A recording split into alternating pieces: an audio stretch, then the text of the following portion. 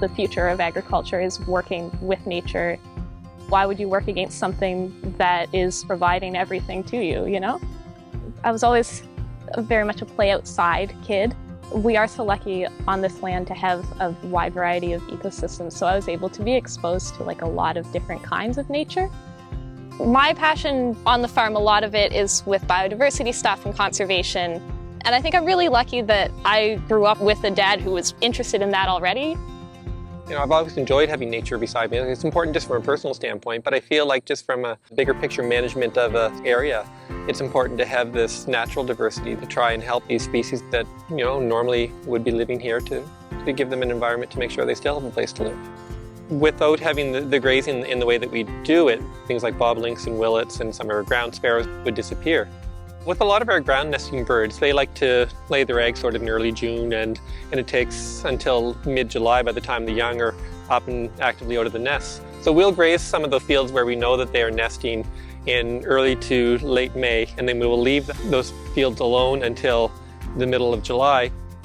And bobolinks they're just one of my favorite little birds when they kind of go around and do their little song. They're a lot of fun, but they also eat bugs. And they're an aerial insectivore, so that means they eat flying bugs, which are things like horseflies and mosquitoes and you know, stuff that is also bothering our cattle. So it's one of those nice little, again, those synergies where nature works with us and we work with nature. Birds are something that are really conspicuous. They're like a charismatic animal, everyone loves them. But I'm really a bug person. We have a really endangered butterfly called the Baltimore checker spot. We have a very healthy population on the farm in the Ducks Unlimited wetland.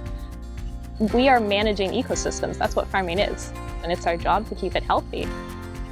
I think my generation of agriculture, we're at a really key turning point where we should be making progressive changes. We have an opportunity where we know what sort of impacts we have made in the past, and we're also innovating in a way that we can make real changes to improve our management.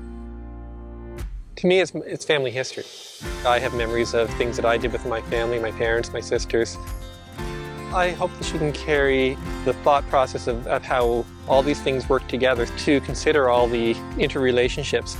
And it motivates me to try and do things better and to try and set things up as good as I can for her to be able to be the next generation to take things over.